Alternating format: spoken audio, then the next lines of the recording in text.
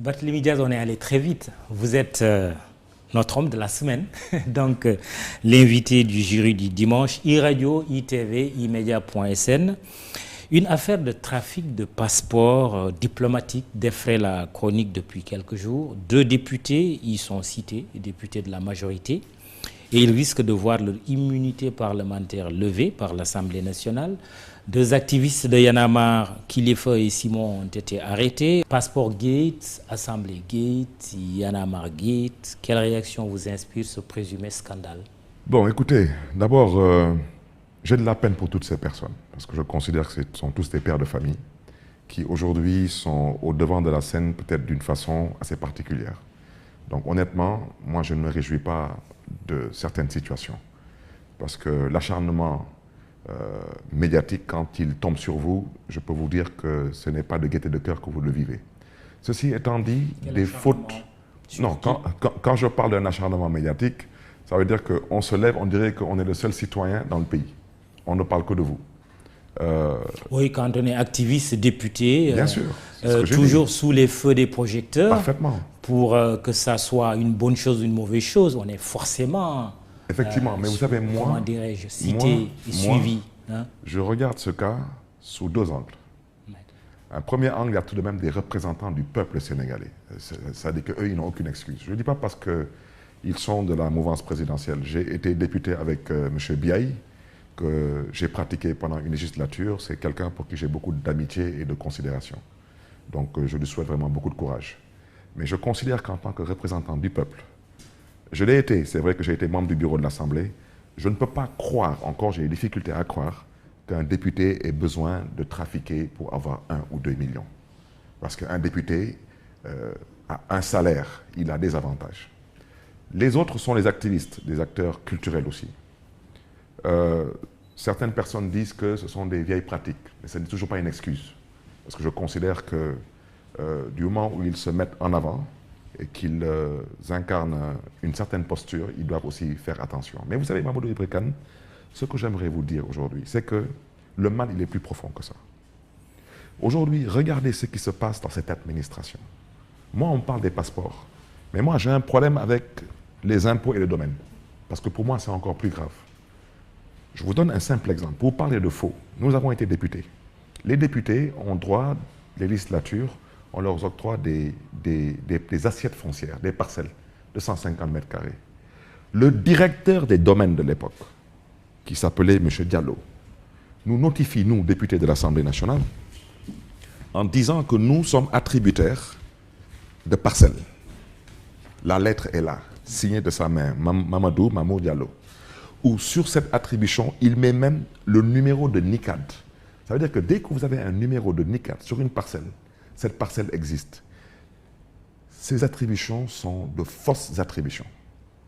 Ça veut dire qu'un directeur des domaines qui informe des députés du peuple qu'ils sont attributaires de parcelles sur la base de faux.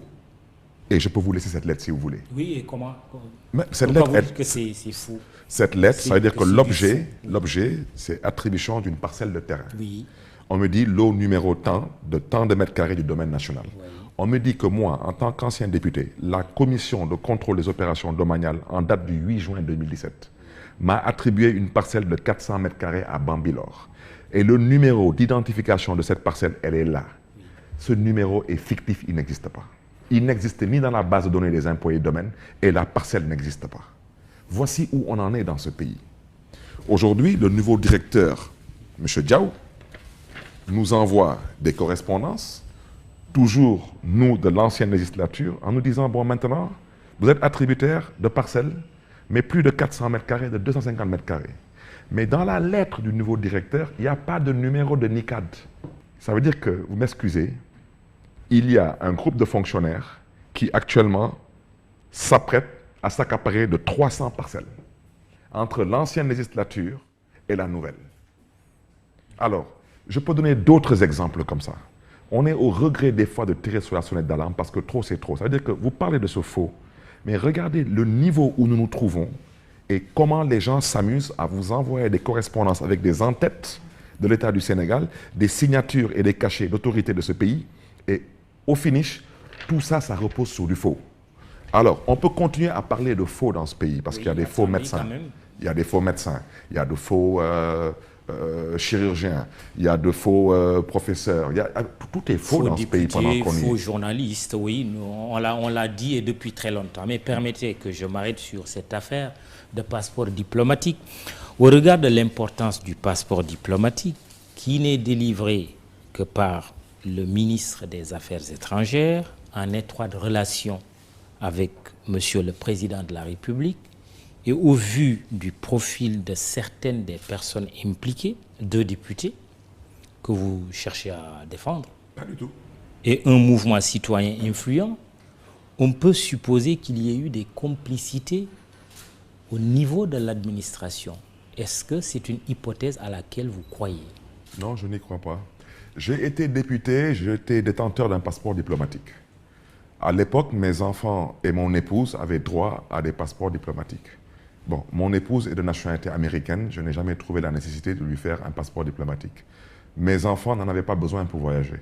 Mais je me dis effectivement que quelqu'un animé d'un esprit tordu aurait pu dire « Je vais prendre une certaine Fatou, je la déclare comme étant ma femme. » Je rappelle qu'ici, il y a le mariage, il peut être traditionnel, il peut être civil. Et j'envoie ma correspondance par le biais du secrétariat général de l'Assemblée nationale pour dire que je me suis marié et mon épouse a droit à un passeport diplomatique. Et effectivement, ça passe comme lettre à la poste. Oui, sauf qu'ici on parle de trafic de passeports diplomatiques. C'est ce qui est grave. C'est pour ça que je dis, on peut peut-être supposer qu'il y ait eu des complicités si ce scandale est avéré. Mais il semble qu'il soit avéré. Je voulais dire que le député, M. Biaï, Oui. j'ai servi avec lui. Oui. Et on dit que ces pratiques remontent à notre législature, à nous. Il faut qu'on me dise combien de fois il a changé d'épouse. Si c'est le cas, si c'est comme ça que je l'ai compris. Et tout à l'heure, vous sembliez le défendre. Non, j'ai dit que l'homme que j'ai connu est un homme pour qui j'ai de la considération. Oui. Je tombe des nues, moi. Moi, je ne pouvais pas imaginer qu'un député... Oui. Moi, j'ai été député, j'avais un salaire de plus d'1 million, j'avais un passeport diplomatique, j'avais du carburant, j'avais un bureau, j'avais une voiture. En fait, j'avais 2 fois ce que chaque député avait une fois. J'étais membre du bureau. Je ne peux pas encore imaginer, moi, en tant que député, que quelqu'un m'invite dans un trafic de faux billets d'argent ou de trafic de passeports et que je vienne accepter votre offre. Oui. Parce que tout de même, il faut prendre en compte, ces Sénégalaises et ces Sénégalais qui nous observent. Je peux peut-être vous faire une petite confidence. Moi, j'ai été le secrétaire général du mouvement national des jeunes socialistes. Et tout le monde m'entend. À l'époque, on partait au festival de la Youzi, on partait partout, en France, en Autriche, partout. On avait droit à une 30aine d'invitations. Mais vous pensez que les gens ne nous ont jamais approchés ou sollicités pour qu'on vende des visas? Je leur ai dit, mais ce n'est pas imaginable. Moi, je m'oppose au président Abdoulaye Wade. Mais vous voulez qu'on vende des visas pour faire quoi? Pour de l'argent. Parce que vous savez, à un certain niveau de responsabilité, des gens passent par des amitiés, passent par des connaissances pour venir vous proposer des choses moyennant de l'argent. Mais c'est à vous de comprendre que, comme disent les Wolofs, vous ne pouvez pas vous permettre même d'imaginer de faire cela. Et ça, c'est peut-être culturel, ça relève peut-être de l'éducation.